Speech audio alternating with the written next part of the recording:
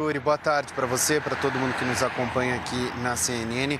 O ministro Alexandre de Moraes decidiu prender preventivamente o ex-assessor do ex-presidente Jair Bolsonaro, Felipe Martins, que atuava na área internacional lá do Palácio do Planalto durante a gestão do ex-presidente. A decisão foi tomada por um descumprimento das medidas cautelares. Ele teria que ficar impedido de utilizar as redes sociais, mas teria usado o LinkedIn durante este período. Ele que foi preso em regime domiciliar no contexto da tentativa de fuga do ex-diretor da Polícia Rodoviária Federal, o Silvinei Vasquez. A gente tem dois destaques da decisão do ministro Alexandre de Moraes.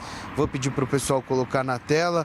Um deles diz o seguinte, que efetivamente não há dúvidas de que houve descumprimento da medida cautelar imposta, uma vez que a própria defesa reconhece a utilização da rede social, não havendo qualquer pertinência da alegação defensiva, no sentido de que as redes sociais foram utilizadas para preservar, organizar ou auditar elementos informativos pretéritos relevantes ao exercício da ampla defesa. O acusado demonstra total desrespeito pelas normas impostas e pelas instituições constitucionalmente democráticas, em virtude de que, ao fazer uso das redes sociais, ofende as medidas cautelares aplicadas, assim como todo o ordenamento jurídico. O ministro continua dizendo o seguinte: assim sendo, verifica-se que Felipe Garcia Martins Pereira descumpriu as medidas cautelares impostas quando fez uso de suas redes sociais, mesmo sabendo que estava proibida de usá-la.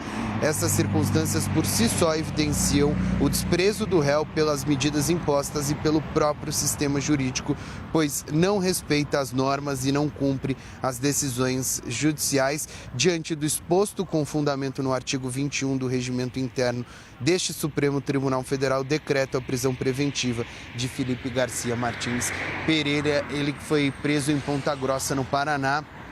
A defesa, inclusive, já indicou que prefere que ele permaneça lá no estado, afinal de contas é do estado, recentemente disputou eleições por lá. Ele que foi preso, Yuri, no regime domiciliar, no contexto, como eu disse, da tentativa de fuga do ex-diretor da Polícia Rodoviária Federal, Silvinei Vasquez. Ele também já foi, o Felipe Martins também já foi condenado pela primeira turma do Supremo Tribunal Federal por tentativa de golpe de Estado.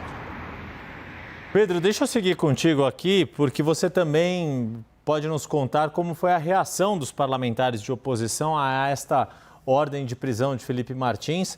Imagino que sobrou crítica ao ministro Alexandre de Moraes da parte desses congressistas, não? Sim, a gente tem duas publicações para destacar, uma feita pelo Nicolas Ferreira, usando a rede social X. Ele disse o seguinte: enquanto Jair Bolsonaro enfrenta 153 dias de um cárcere severo com a saúde debilitada e restrições que impedem até o contato familiar básico, a tirania de Alexandre de Moraes inova no absurdo ao prender Felipe Martins por conta de uma suposta pesquisa no LinkedIn. É a falência do sistema ver alguém ser encarcerado por uma denúncia de uma suposta busca, mesmo cumprindo todas as cautelares a ele impostas há mais de 560 dias. Repito, ou o Senado retira Alexandre de Moraes ou essas perseguições não terão fim.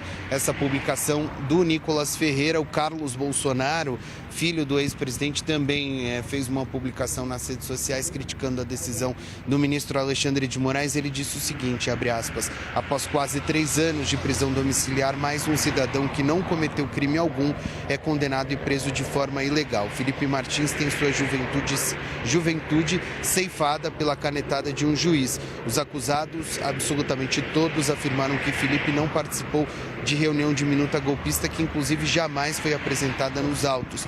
Felipe foi preso em 2023 por uma viagem que não fez e, se tivesse feito, não teria problema algum. A imprensa brasileira, alinhada com determinados interesses, aniquila de forma covarde quem pensa diferente do regime. Que covardia se dá, pois sabem que tem o poder de fazê-la de mãos dadas, pois se esse fosse um país minimamente justo, não teriam a coragem de assim proceder. Uma matilha de cadelas alinhadas e unidas, destruindo uma nação. Espero que os isentos percebam que os próximos serão eles, pois os sinais já estão sendo dados há tempos, fecha aspas, essa publicação do Carlos Bolsonaro. As duas reações à decisão do ministro Alexandre de Moraes tomada nesta sexta-feira. A gente relembra, Yuri, o ministro já tinha pedido nesta semana esclarecimentos sobre o uso das redes sociais. A defesa, como está na decisão, ressaltou que não foi utilizado pelo Felipe Martins, mas que fazia parte ali de um contexto jurídico o uso dessas redes sociais.